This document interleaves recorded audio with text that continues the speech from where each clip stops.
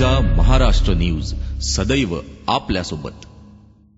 एकीकडे राजकारणाचं वातावरण तापलेलं असतानाच मुंबईकरांनी ऑक्टोबर हिटचा तडाखा अनुभवलाय। हैराण करून देणारा उकाडा आणि घामाघूम शरीर यामुळे वैतागलेल्या मुंबईकराला शनिवारी अनाहूत आलेल्या पावसाच्या सरींनी आल्हाददायक दिलासा दिलाय। त्यासोबतच उष्ण वातावरणामध्ये अचानक हलक्या थंडीची झुळूक मिळाल्याने नागरिक प्रफुल्लित झाले। कदाचित नोव्हेंबरमध्ये येऊ घातलेल्या थंडीची ही सुरुवात असेल असं मानायला हरकत नाही। थंडीचा गारवा अनुभवण्यासाठी सर्वजण हिवाळ्याची आतुरतेने वाट पाहत असतात, परंतु यावेळेस मात्र थंडीची झुळूक देखील आतापर्यंत आली नसताना शनिवारी अचानक पहाटे हलक्या सरींचा पाऊस, मातीचा सुगंध आणि गार अशी थंडी यांची जणू स्पर्धा लागली होती। या थंडीच्या गारठ्याने मुंबईकर पूर्णपणे सुकावले आहेत। सर्वात महत्त्वाचं म्हणजे आज भाऊबीज असल्या कारणाने जणू निसर्गाने सर्वांना भाऊबीज निमित्ताने भेट दिली आहे आणि अशी भेटवस्तू कोणाला आवडणार नाही। आज जसा पहाटे थंडीचा झोत आपल्याला स्पर्श करून गेला, असाच एक थंडावा आपल्या बहीण भावाच्या नात्यातही राहावा यासाठी निसर्गाने दिलेली ही भेटवस्तू खूप अनमोल आहे असं म्हणायला हरकत नाहीये। भारताचा क्रिकेट दौरा अर्धवट सोडून मायदेशी परतल्यामुळे भारतीय नियामक क्रिकेट मंडळ आणि वेस्ट इंडिज क्रिकेट बोर्ड यांच्यात सुरू झालेल्या वादामध्ये हस्तक्षेप करणार नसल्याचं आंतरराष्ट्रीय क्रिकेट परिषदेने स्पष्ट केलंय। दोन्ही बोर्डात सुरू असलेल्या वादात मध्यस्थी करण्याचा अधिकार आयसीसीला नसल्याचे सुद्धा त्यांनी म्हटलंय। कॅरिबियन क्रिकेट संघाने भारतीय दौरा अर्धवट सोडल्यामुळे बीसीसीआयने वेस्ट इंडिज विरुद्ध न्यायालयीन कारवाई करण्याचा निर्णय घेतला असून विंडीज विरुद्धच्या सर्व मालिका रद्द केल्या आहेत। जळगाव भुसावळ तालुक्यातील बीजेपी कार्यकर्त्यांनी एकनाथराव खडसे यांना मुख्यमंत्रीपद मिळावे यासाठी वरणगाव ते मुक्ताईनगर पदयात्रा काढून मुक्ताई मातेला साकडं घातलंय। अजूनपर्यंत उत्तर महाराष्ट्राला मुख्यमंत्री मिळालेला नाही आणि एकनाथराव खडसे यांच्यामुळे जळगाव जिल्ह्यात बीजेपीचे 6 जागांवर बहुमताने विजय मिळवल्याने तसेच एकनाथराव खडसे ज्येष्ठ नेते असून अनुभवी व्यक्तिमत्व असल्याने त्यांना मुख्यमंत्रीपद मिळावे अशी मागणी बीजेपी कार्यकर्ते व खानदेशातील नागरिकांकडून केली जात आहे। मनसेच्या पराभवानंतर सुद्धा गळती कायम आहे। राज ठाकरेंचे निकटवर्तीय समजले जाणारे प्रवीण दरेकर आता भाजपाच्या गटात सामील होण्याचे संकेत आहे। या विधानसभा निवडणुकीत महाराष्ट्र नवनिर्माण सेनेचे निशाण पूर्णपणे नाहीसे झाले। या दारुण पराभवाची जबाबदारी स्वीकारत राज ठाकरेंचे जवळचे सहकारी प्रवीण दरेकर यांनी आपल्या पदाचा राजीनामा दिलाय। पण आता तर महाराष्ट्र नवनिर्माण सेनेला मोठा धक्का बसल्याचे संकेत सूत्रांकडून येत आहेत की प्रवीण दरेकर यांनी पक्षाच्या पदाचा नव्हे तर मनसेलाही रामराम करण्याचा निर्णय घेतलाय आणि ते भाजपमध्ये जाण्याच्या तयारीत असल्याचं बोललं जात आहे। भाजपच्या बड्या नेत्यांच्या ते संपर्कात असल्याने मनसेला आणखी एक धक्क्याला सामोरे जावे लागणार आहे। गांधी घराण्याव्यतिरिक्त व्यक्तीही भविष्यात काँग्रेस अध्यक्ष होऊ शकतो असं माजी अर्थमंत्री आणि काँग्रेसचे वरिष्ठ नेते पी चिदंबरम यांनी एका खासगी वृत्तवाहिनीला दिलेल्या मुलाखतीमध्ये सांगितले। काँग्रेस पक्षाचे मनोबल खचले आहे आणि संघटनात्मक बदलांसाठी पक्षाच्या नेतृत्वाकडून तात्काळ पावले उचलण्याची आवश्यकता आहे असंही ते म्हणाले। चिदंबरम पुढे म्हणाले की सोनिया गांधी जोपर्यंत काँग्रेसच्या अध्यक्ष आहेत त्या पक्षात सर्वोच्च स्थानावर असतील, तसेच सोनिया गांधी यांना पक्षात आदराचे स्थान असून तरुणांमध्ये राहुल गांधी लोकप्रिय आहेत। नुकत्याच झालेल्या विधानसभा निवडणुकीत तब्बल 3730 उमेदवारांना किमान mateही मिळवता न आल्याने त्यांचं डिपॉझिट गुल झालंय। त्यात राज यांच्या मनसेची अवस्था सर्वात वाईट आहे। राज्यभरात 228 जागा लढवणाऱ्या मनसेच्या तब्बल 203 उमेदवारांचं डिपॉझिट जप्त झालंय, तर काँग्रेस आणि राष्ट्रवादीच्या निम्म्याहून अधिक उमेदवारांचं डिपॉझिट जप्त झालंय। राष्ट्रवादीच्या 148, काँग्रेसच्या 142, शिवसेना 116 आणि भाजपाच्या 45 उमेदवारांचा यात समावेश आहे। सत्ता स्थापनेसाठी शिवसेना सोबत घेण्यापासून भाजपकडे पर्याय नाही। सत्ता स्थापनेसाठी भाजपला शिवसेनेचा पाठिंबा घ्यावाच लागेल असं मत आरपीआयचे राष्ट्रीय अध्यक्ष रामदास आठवले यांनी व्यक्त केले। रामदास आठवले यांनी मातोश्रीवर जाऊन उद्धव ठाकरे यांची भेट घेतली। दिवाळी निमित्त ही भेट घेतल्याचंही त्यांनी सांगितले।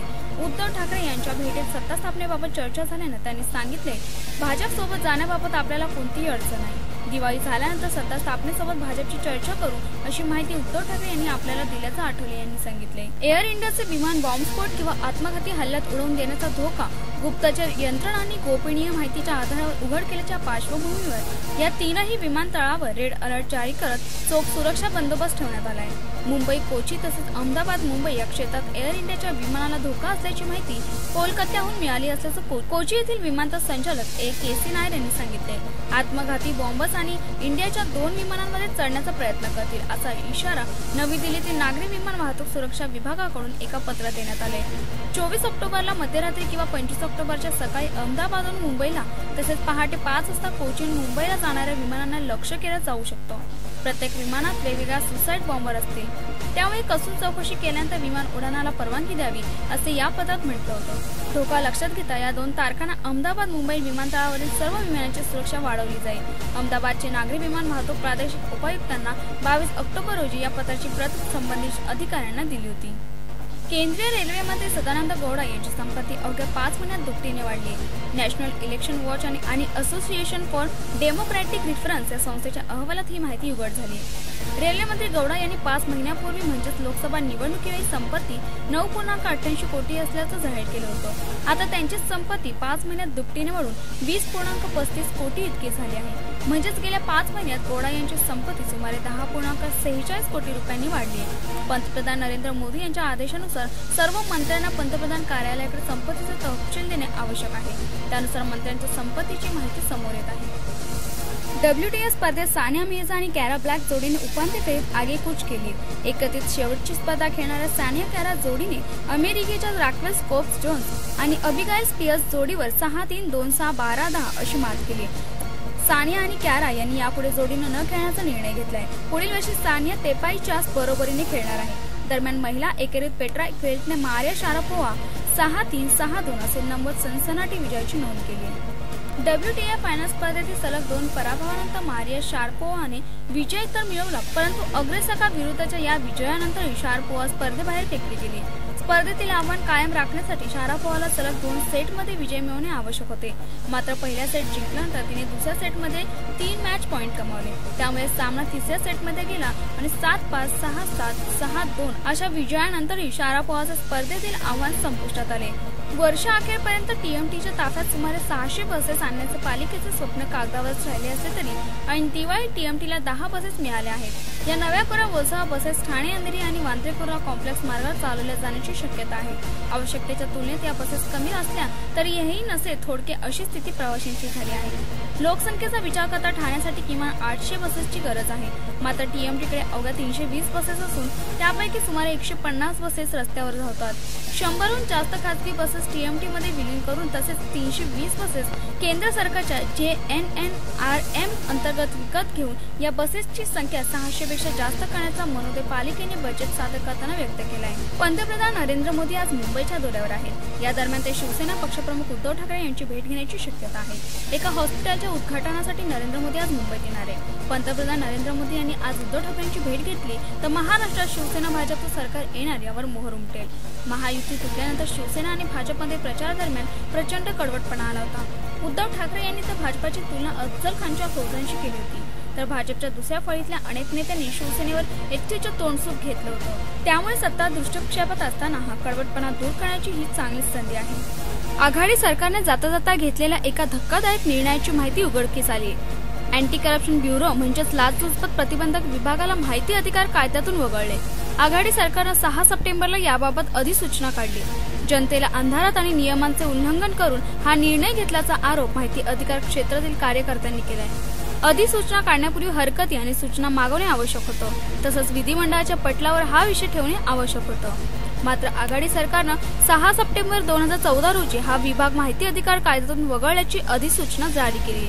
या बदलाची माहिती सहजासहजी कोणाच्या लक्षात येऊ नये याची देखील खबरदारी आघाडी सरकारने घेतली आहे। अमृतसर निहंग शीख समाजाच्या 2 गटात गोळीबार करण्यात आलाय। या फायरिंगमध्ये एक लहान मुलासोबत 5 लोक जखमी पडलेत। निहंग शीख समाजातील एका गुरुद्वाराच्या जमिनीच्या वादातून ही चकमक झाल्याची माहिती जगविंदर सिंग पटियाला यांनी दिली। या वादातून निहंग समाजाच्या दोन्ही गटाने एकमेकांविरोधात तलवार, लाठीकाठी आणि बंदुकीच्या चकमकीने हल्ला चढवण्यात आलाय।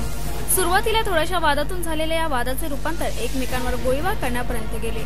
या हल्ल्यात 5 लोक जखमी झालेत। जखमींना अमृतसरच्या शासकीय रुग्णालयात दाखल करण्यात आले। भाजपच्या नेतृत्वातील नव्या सरकारचा शपथविधी येत्या बुधवारी होण्याची शक्यता आहे। विधानसभेतील नेता निवडण्यासाठी आमदारांची सोमवारी 27 तारखेला बैठक होणार आहे। त्यात देवेंद्र फडणवीस यांच्या नावावर शिक्कामोर्तब होण्याची दाट शक्यता असून त्याच दिवशी किंवा 28 तारखेला राज्यपालांची भेट घेऊन सरकार स्थापन करण्याचा दावा करण्यात येईल। त्यानंतर लगेचच 29 तारखेला नव्या मुख्यमंत्र्यांचा जाहीर राज्याभिषेक करण्यात येण्याचे भाजपचे प्रयत्न आहेत। देवेंद्र फडणवीस हेच महाराष्ट्राचे भावी मुख्यमंत्री असतील यावर आता संघानेच शिक्कामोर्तब केल्याचं चित्र दिसतंय। देवेंद्र फडणवीस यांनी काल रात्री उशिरा सरसंघचालक मोहन भागवत यांची संघाच्या मुख्यालयात भेट घेऊन प्रदीर्घ चर्चा केली। या भेटीत महाराष्ट्रातील निर्णय घेताना नितीन गडकरींना डावलू नका अशी सूचना संघचालकांनी देवेंद्र फडणवीस यांना दिल्याची सूत्रांची माहिती आहे। दरम्यान केंद्रीय मंत्री नितीन गडकरी हे देखील आज संघाच्या मुख्यालयात मोहन भागवत यांची भेट घेणार आहेत। पुढील वर्षी ऑस्ट्रेलिया आणि न्यूझीलंडमध्ये होणारा वर्ल्ड कप भारताला जिंकायचा असेल तर ईशांत शर्मा आणि भुवनेश्वर कुमार हे दोन्ही गोलंदाज संघात असणे आवश्यक आहे, असे मत वेस्ट इंडिजचे माजी वेगवान गोलंदाज मायकल होल्डिंग यांनी व्यक्त केले। वर्ल्ड कप जिंकायचा असेल तर तुमच्याकडे सर्वात चांगला संघ असणे आवश्यक आहे आणि माझ्या मते ईशांत आणि भुवनेश्वर या दोघांचाही भारतातील सर्वोत्तम गोलंदाजाचा समावेश होतो, त्यामुळे या दोघांचा भारतीय संघाला नक्कीच फायदा होईल, असे होल्डिंग यांनी म्हटले।